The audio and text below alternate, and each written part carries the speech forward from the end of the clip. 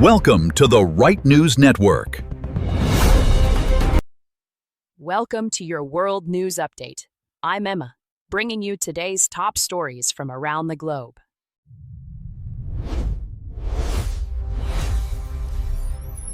President Trump is warning Iran that if peace talks fail, American bombing will become far more intense. We're hearing reports that negotiations are actually moving forward after days of serious tension. Our Middle East correspondent Layla Nazari has this. Layla? Well, Emma, what we're seeing is Trump essentially using a carrot and stick approach here. He's paused the Navy's Project Freedom operation in the Strait of Hormuz, which signals he thinks talks are actually gaining traction.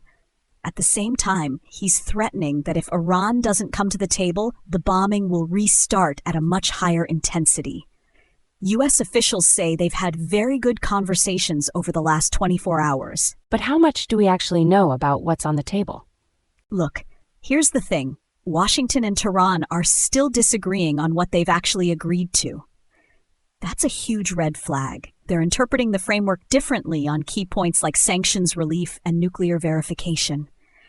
So even though markets are reacting positively because oil prices dropped and stocks rose, the devil's really in the details here, and conservative critics back home are already calling this a terrible deal. Trump's playing it carefully, though. He's got no hard deadline, which gives him room to maneuver, but also means this could drag on or collapse pretty quickly if the gaps don't narrow.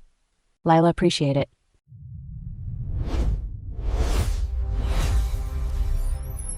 Still on world affairs, a ceasefire that had largely held for weeks is now in question after Israel's first strike on Beirut since April. Our Middle East correspondent Layla Nazari is still with us. Layla, what's the latest? Thanks, Emma. Well, Israeli warplanes hit Beirut's southern suburbs this morning, and Netanyahu's saying they were going after a top Hezbollah commander. The thing is, this is the first time Israel's hit the Lebanese capital since that April 17 ceasefire came into force, so it's definitely a significant moment. The suburbs, that's Dahiyeh, where Hezbollah's got a real stronghold, they've been quiet for weeks. Does this mean the ceasefire is essentially over?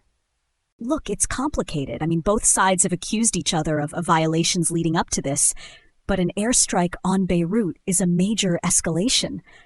What's interesting is we've got the Americans trying to broker a bigger regional deal with Iran right now. Trump even said the war could be at an end, so this timing is really precarious. If we see another round of strikes, yeah, we're probably looking at the ceasefire collapsing entirely. Layla, appreciate it.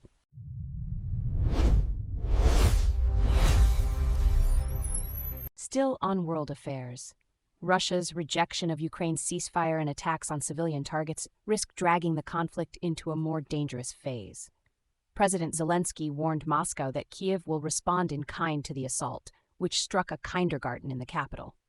Meanwhile, tensions between the U.S. and Iran in the Persian Gulf are threatening global oil shipments, creating dual security crises that could spiral beyond anyone's control.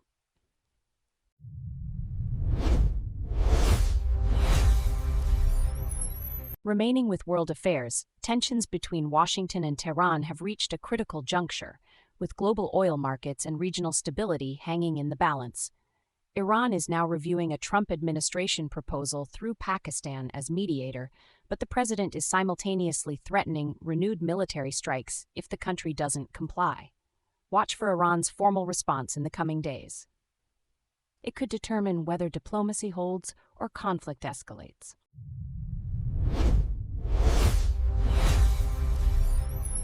Moving to energy markets now, where Americans face wildly different gas prices depending on where they live, while the EV industry and renewable energy sector are both shifting strategy.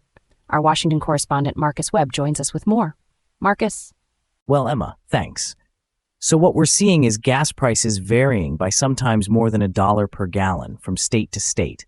And it's not random. Shipping costs, state taxes, environmental regulations, all of it plays a role. You've got states on the West Coast with stricter environmental standards paying way more at the pump than states with abundant refinery capacity and lower taxes. It's a pretty stark divide. So who's responsible for these price swings? Is it the oil companies, or is it just the market working? Look, that's the debate right there. Industry says it's logistics and regulation. You can't move gas across the country for free, and some states mandate cleaner fuel blends. Consumer advocates, though, they're pointing at oil company consolidation and saying these companies are using regional differences as cover to maximize profits where they can get away with it. Either way, it's hurting consumers in certain parts of the country. Marcus, appreciate the context there?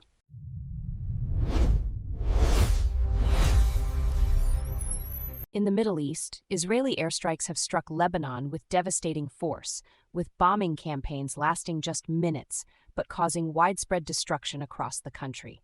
The strikes began Wednesday afternoon at 14:15 local time, even as an Israeli soldier was wounded by drone fire in ongoing South Lebanon operations. The escalating military tension shows no signs of slowing down.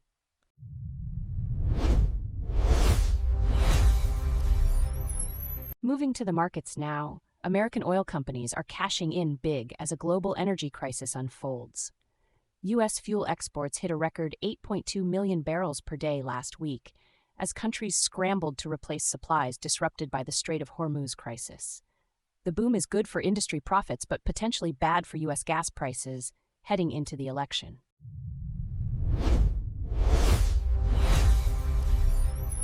The Strait of Hormuz, one of the world's most critical shipping lanes, remains closed after 2 months, with oil tankers and cargo vessels stranded in limbo. China, France, and the United States are now in competing diplomatic efforts with Iran to reopen it, though U.S. President Trump is also threatening military strikes if Tehran won't accept a peace deal. Watch for which country's diplomatic approach wins out and whether the fragile ceasefire holds.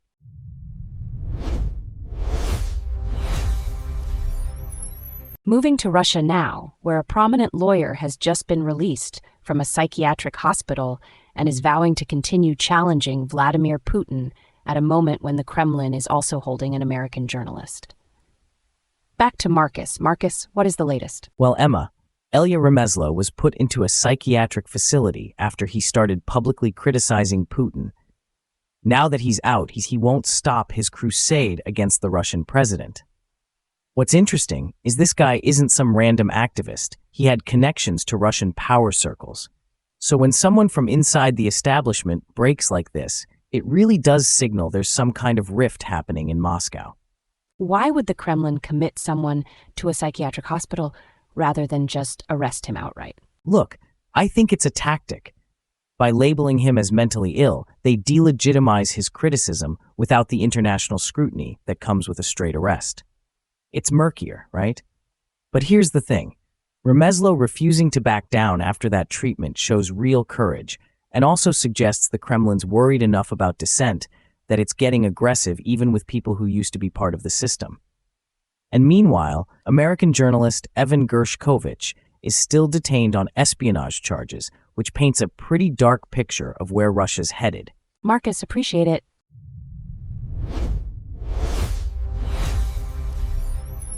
Also on the U.S. front, a federal case is drawing new attention to threats against America's highest court. Kyle Andrew Edwards, 59, from North Carolina, pleaded guilty Wednesday to doxing a Supreme Court justice's home address online with intent to threaten and intimidate. The conviction underscores growing security concerns facing the judiciary as federal prosecutors crack down on coordinated harassment campaigns targeting judges and their families.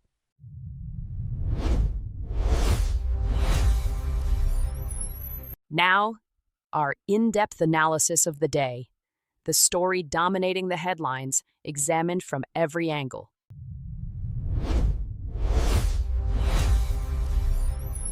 The United States and Iran are on the knife edge of either a historic deal or a return to devastating military strikes, and the whole world is watching. President Trump paused his Navy's Project Freedom operation in the Strait of Hormuz this week as ceasefire talks accelerated, only to warn on Truth Social that if no deal is reached, the bombing starts, and it will be at a much higher level and intensity than it was before. Markets surged and oil prices dropped on ceasefire hopes, but conservative radio host Hugh Hewitt is already calling the draft framework a terrible deal, and National Review is warning the ceasefire may already be coming apart. Joining me now are Marcus Webb, our defense and security analyst, and Sophia Reeves, our economics and markets editor. Marcus, let me start with you. Is Trump genuinely winning here, or is he about to snatch defeat from the jaws of victory? Thanks, Emma. Let me be direct. What Trump has done in the Strait of Hormuz is something no American president has had the spine to do in a generation. He put the Navy in the water, he applied real military pressure, and he got Iranian officials to the table. That is not chaos. That is leverage. The foreign policy establishment spent 45 years managing Iran's aggression through diplomatic niceties and sanctions relief. And what did we get? A nuclear program 90% of the way to weapons-grade material, and proxy armies from Beirut to Sana'a. What we have now is a fundamentally different dynamic, one where Iran actually has to calculate the cost of non-compliance. But here's where I get nervous. Hugh Hewitt, who is no alarmist and who literally had Trump on his show days ago, is calling this a terrible deal. National Review is reporting the ceasefire may already be breaking down. The risk is that market pressure and media cheerleading push the administration into accepting a cosmetic agreement, something that looks like victory but leaves Iran's enrichment capacity intact. Ben Shapiro has said it clearly. Any deal that doesn't include complete, verifiable, irreversible dismantlement of Iran's nuclear program is not a deal. It's a permission slip.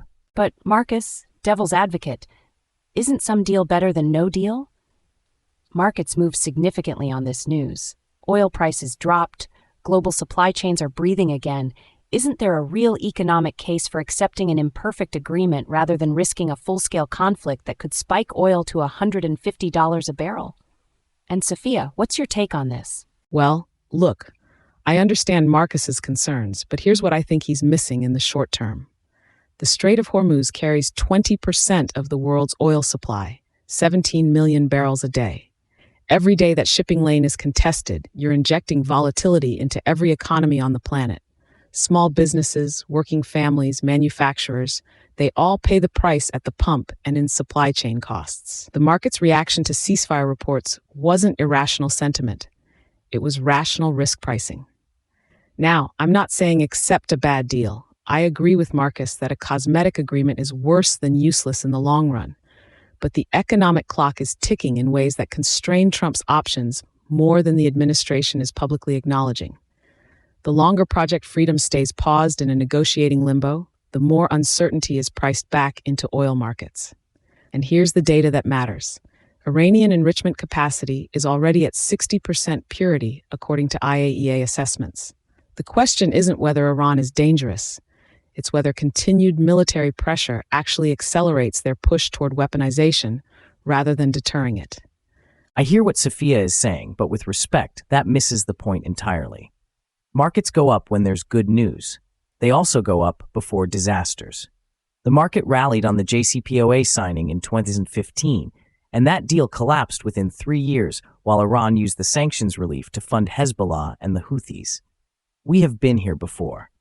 The economic argument for a quick deal is exactly the pressure that produces bad deals. And I'll say something uncomfortable. The people who are most relieved right now, the institutional investors, the legacy media, the foreign policy blob, they are the same people who cheered the Obama deal as a masterpiece of diplomacy. Their relief should make us more suspicious, not less. Iran has 60% enriched uranium and the capability to reach weapons grade in weeks. You do not solve that problem with a framework document. You solve it with verification mechanisms that have actual teeth. Or you don't solve it at all. Here's what I want to know, because this affects everyone watching right now. If talks collapse in the next 48 hours, what actually happens? Are we looking at a full-scale military campaign, an oil crisis, or something else entirely? Sophia, where do you see this going? The way I see this playing out, there are really 3 tracks. If a deal lands, even an imperfect one, oil markets stabilize, regional shipping resumes, and the economic pressure dissipates in the short term. But if the ceasefire framework falls apart, which National Review is suggesting may already be happening, you're looking at an oil price spike that could hit 120, possibly higher, within days. And that has immediate downstream effects: inflation, interest rate pressure, consumer confidence. The trajectory I'm most worried about isn't a dramatic military escalation. It's a slow unraveling, skirmishes, shipping disruptions, creeping uncertainty that doesn't make headlines but bleeds the global economy quietly. That's actually the worst market outcome because it's not priceable. Here's what concerns me most, and I want to be very specific about this. The National Review piece titled "The Ceasefire with Iran is Coming Apart" is not speculation. It's reporting that initial skirmishes that presage a return to combat operations may have already begun. If that's accurate, then we're not debating the merits of a deal. We're already back in a conflict. Trump has promised bombing at a much higher level and intensity. If the administration follows through, the question becomes whether they have the strategic patience to see it to genuine Iranian capitulation, or whether they accept a face-saving pause when the media pressure becomes unbearable. And what history tells us, consistently, is that half measures in that region don't produce half outcomes. They produce delayed catastrophes that are harder to contain the second time around.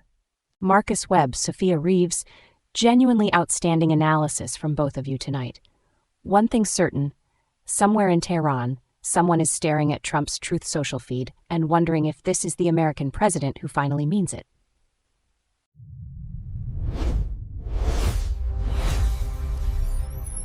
Three people are dead, a British crew member is fighting for his life, and a ship carrying around 150 people is heading toward one of Europe's busiest tourist destinations, while health authorities tell us the risk to the public is very low.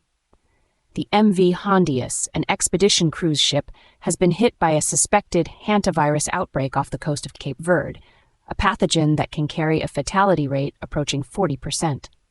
Evacuations are underway. Cases have now been confirmed in Switzerland and South Africa, and 2 Britons who left the ship early are self-isolating in the UK tonight. Joining me now are Sophia Reeves, our economics and markets editor, and James Chen, our geopolitical analyst. Sophia, let me start with you. Is the institutional response to this outbreak good enough, or are we watching the same slow-motion failure we've seen before? Thanks, Emma. No, it is absolutely not good enough, and I'll tell you exactly why. 3 people are dead. Cases are now confirmed in at least 3 countries, the Netherlands, Switzerland, and South Africa. And what's the plan? Let the ship dock in Tenerife, one of the most visited tourist destinations on the planet, and do some screening. That is not a containment strategy. That is a PR exercise dressed up as public health policy. The WHO is using the same language it always uses: measured, calm, institutional, and we've seen where that leads. Douglas Murray has been saying for years that Western institutions have developed a pathological allergy to alarming the public, even when alarm is the rational response. That allergy costs lives. The British government's approach, 2 people self-isolating voluntarily, isn't a border protocol. It's a prayer. And I'd be asking every single returning passenger from that ship whether they were on the same shore excursions in West Africa, because that's where this almost certainly started. But Sophia, health officials are saying hantavirus is not typically transmitted person to person, so isn't the low risk to the public assessment actually scientifically defensible here? And James, what's your take on this?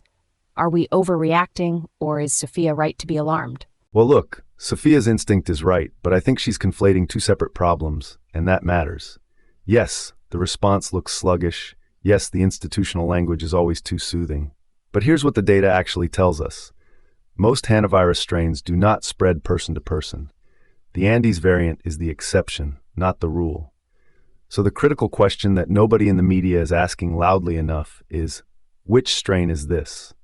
That single piece of information changes the risk calculus entirely. If this is sin nombre or a Pumala-type variant, person-to-person transmission is not the threat. The threat is whether other passengers were exposed to the same rodent source during shore excursions. And that's an investigative failure, not a border failure. What I want to see is genomic sequencing data released publicly, so scientists outside the WHO ecosystem can assess the actual risk profile. Transparency beats reassurance every time. I hear what James is saying, but with respect, that misses the point entirely. We don't have the sequencing data yet. That's precisely the problem. We're being asked to accept low-risk assurances based on information the public hasn't been shown. 3 people are dead. The incubation window is up to 8 weeks, and the ship is docking in Tenerife in 3 days. You don't wait for perfect information when people are dying. You act on precautionary principles and you err on the side of protecting your citizens. Spain has a sovereign duty to its own population first. A local Tenerife official has already said this plan is wrong. When the people on the ground are raising alarms and the international bureaucracy is projecting calm, I know which one I trust. Every single time. Here's what I want to know, because this is the question that keeps me up at night. If cases are already confirmed in Switzerland and South Africa from passengers who left the ship before the outbreak was even identified, how many people are out there right now who were exposed and don't know it? James, where do you see this going over the coming weeks? The way I see this playing out, the next 4 to 6 weeks are the critical window. If the shore excursion hypothesis is correct, and the evidence increasingly points that way, then we could be looking at additional cases emerging in countries whose health systems weren't on alert from day one. The risk is diagnostic delay. A doctor in Zurich or Cape Town treating someone with respiratory symptoms isn't necessarily going to connect that case to a cruise ship expedition in West Africa. That's how clusters quietly grow before anyone recognizes the pattern. The trajectory suggests we need immediate communication to all passengers from recent MV Hondius voyages, not just those currently on board, and we needed that communication yesterday. Here's what concerns me most, and this goes beyond this single outbreak. Expedition cruising is a multi-billion-dollar industry operating in some of the world's most remote and epidemiologically complex environments: West Africa, the Arctic, Antarctica. And the regulatory framework governing shore excursions in those regions is nowhere near fit for purpose. If investigation confirms that passengers were exposed to rodent-contaminated environments at a known site, and that risk wasn't properly assessed or mitigated, then 3 people died because an industry prioritized access over safety. The real risk here is that the bureaucratic machinery absorbs this, produces a report, updates some guidance documents, and nothing fundamentally changes. History tells us that is exactly what happens, until the death toll demands otherwise. Sophia Reeves and James Chen, a sobering and frankly alarming conversation. One thing is absolutely certain tonight.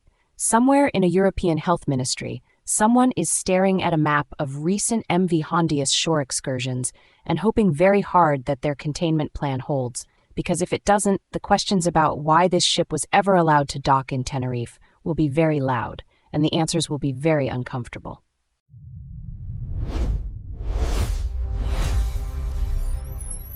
That's all for this update. Stay informed and stay connected. I'm Emma. We'll be back shortly.